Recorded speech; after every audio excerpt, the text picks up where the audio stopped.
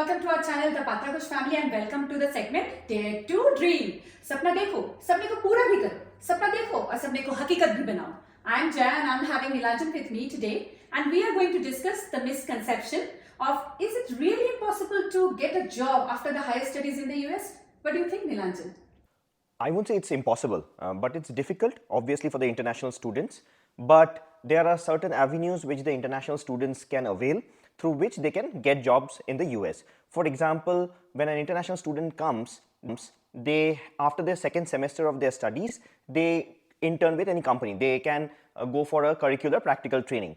Generally, what happens is that company with which they intern, that company tends to convert that particular student into a full-time employee once they graduate. So that is one part of it. Also, there are career fairs which the universities conduct, and through those career fairs, the student can go and market themselves, market their resumes, network with people who are coming from the company, and that is also a good way of landing a job in the US. At the same time, a student is not able to land an internship, let's say. In those cases, what they can do is they can market themselves through LinkedIn. One is they can reach out to their seniors from the university through LinkedIn and ask for some kind of recommendation from in their companies. At the same time, it becomes a bit hard if they do not land an internship. In those cases, they might have to go ahead and apply to hundreds or probably 150, 200 odd jobs. But it's not impossible, it might be difficult for them. And these are the avenues through which an international student who graduated in the US can land a job over here. They can also reach out to the university recruiters, or they can even apply. So once you are saying like they have to apply like 100 of applications, right? So they have to literally go to the website of the company and apply there, right? Correct. It's better to apply on the company website. And what happens is now LinkedIn generally summarizes all the relevant jobs according to the candidate's profile or their interest. So LinkedIn is a very good platform, but what the students can do actually is shortlist a set of companies which they are interested in, search for the jobs, apply on the company website. Once they apply, they can take the requisition number in which they have applied and probably reach out to the university recruiter, as you mentioned. So they can email the university recruiters through LinkedIn. Nilanjan, हम थोड़ा work permit के बारे में बात करना चाहते हैं. So the students generally comes on F1 visa, right? So ये F1 visa के बाद मतलब ये F1 visa में क्या वो काम कर सकते हैं? Students can work in F1 visa after their graduation? So F1 visa में दो तरीका के they can work. One is they can intern with any company. वो internship कर सकते हैं on curricular practical training (CPT). Okay. So and that is very less time. It's probably 3 months or it can be probably a semester. Once they graduate होने के बाद master's degree या PhD degree पाने के बाद वो लोग क्या कर सकते हैं कि they can go for a optional practical training. जो OPT बोलते हैं. OPT बोलते हैं. तो generally ये OPT STEM students के लिए generally 12 months होते हैं. उसके बाद if the company is e-verified, so there is a condition where the company has to e-verify themselves. अगर e-verified होते हैं, then total the STEM student who has graduated in a STEM degree can work for 36 months. तो 3 साल के लिए वो लोग काम कर सकते हैं for the company. In F1 visa itself. Through F1 visa, exactly. And ये जो आप बोल रहे हो कि STEM coursework, तो वो कैसे पता चलेगा स्टूडेंट को कि they are actually coming for STEM, nothing else? Right. So क्या होता है कि before even applying to that university and the coursework, तो स्टूडेंट को रिसर्च करना चाहिए कि वो जो कोर्सवर्क के लिए वो लोग आ रहे हैं या अप्लाई कर रहे हैं, तो वो science, technology, engineering and mathematics STEM, तो वो STEM क्वालिफाई करते हैं कि नहीं. वो एकदम बोल्ड लेटर्स में जनरली यूनिवर्सिटी मेंशन कर देते हैं उन लोग का वेबसाइट में और कोर्स का वेबसाइट में कि ये STEM accredited है and that is how they can qualify for the 36 months.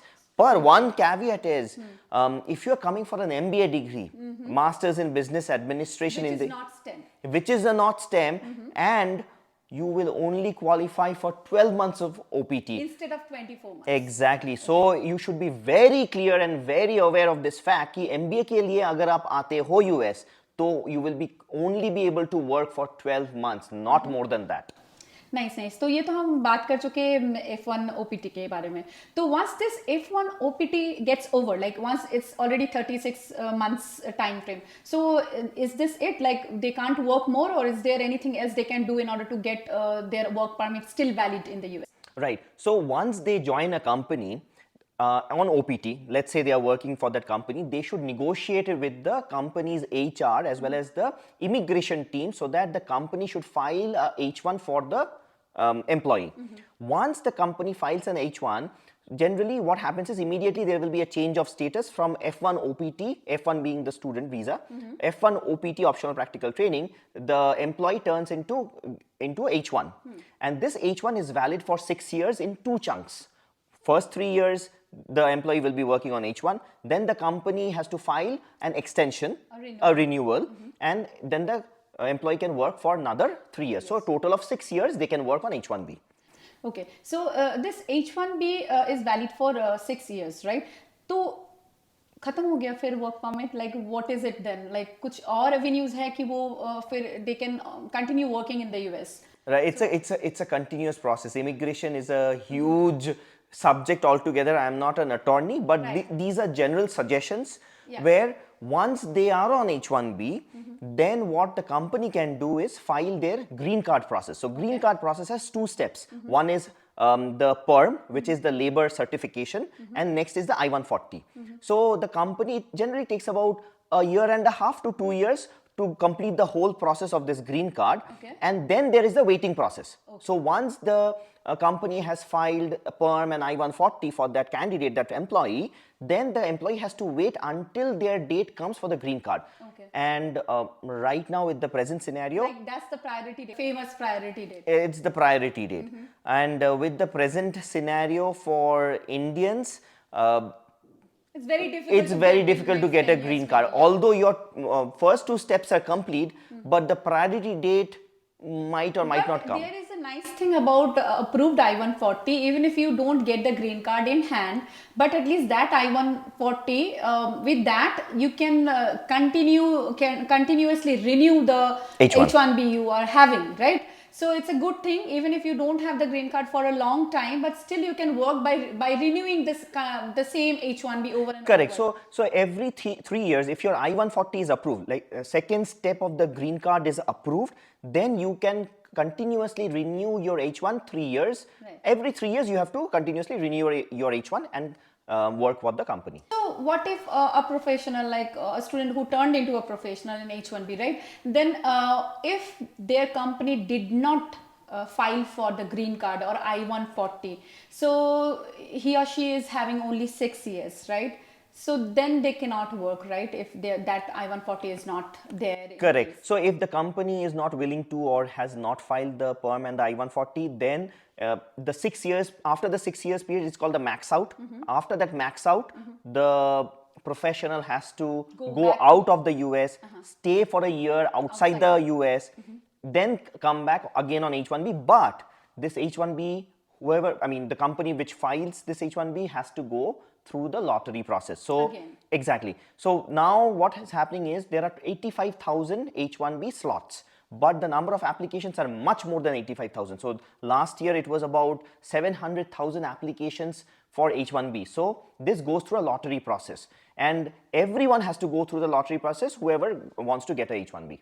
So I want to ask you, if none of this works, for example, a student who is already in F1 and almost exhausted the 3-year mark, right? Like where they can work, and then they are unlucky, they did not get the H1 picked up in 3 times. So is there any avenue then they can still work here, or they have to go back at that point? Yeah, repeatedly I would say I am not an attorney, but this is just general suggestion. What that student can do is, over here, the non-profit organizations and the universities of higher education can file a cap exempt H1B. The cap exempt H1B, what it means is the student can immediately start working for that organization, non-profit or the University of Higher Education. Within a month, the student can get the H1B approved, and it does not go through the lottery process. However, if you ask me that how easy or difficult it is quite difficult, because the number of jobs in the universities are limited, and also there should be a reason of why they will be sponsoring that H1B for that candidate. Now, if you have a PhD degree, if you have done a postdoc, then it becomes a bit easier because you generally go for research or kind of a professor track. Then the H1, then the universities are willing to sponsor your H1B in the cap exempt criteria. So it's mostly a power given to the non-profit organizations and the universities to file, get the right talent for them as well, right? to get the right talent. Right. So that is another way out. The other way out can be that that student or the professional who is working on OPT at that point might have to go for another master's or might have to go for a PhD track. Yes, but it's again up to their call and up to their Up choice. to their choice. And, yeah. So, do you think, like with this situation, what is going on right now with H1, do you think this is the right time to come to the US to study? This is absolutely my personal opinion, but it is becoming more and more difficult. बहुत मुश्किल हो रहा है अभी international students के लिए यहाँ पे एक तो है job ढूंढना क्योंकि not all companies sponsor your H1 one, also not all companies hire international students, and with the present economic situation in the US and the layoffs which has been happening for the past almost a year and a half, companies are not willing to actually hire international students because international students have limited period of time to work here. Companies have to spend time, energy and money on that international student For the immigration thing. They have to continuously renew. There has to be a overhead in case the student does not get through the lottery process. Then what will the company do? They might have probably taught that particular individual for about 6 months or 7 months or probably a year. The initial training they go through, right? Exactly. They have trained that individual, and now that individual, due to some kind of immigration reasons, have to leave. Because these things will always be here, but they, like, the students should make the best judgment about it. We are just giving out information what we feel is completely personal opinion, and I also want to stress on this fact that we are not attorneys. We are just sharing our information with our own experience, what we have seen here for past 7 to 8 years while working over here. So it's completely our own experience, our own at the same time, these are the factors, these are the real factors which Nilanjan is sharing, and we definitely don't want to discourage anyone to come over here. But again, just before coming, have your research ready and have your pointers ready so that once you are here, you should not be completely surprised. Exactly. And if you like any of our content, please do like, share and subscribe our channel.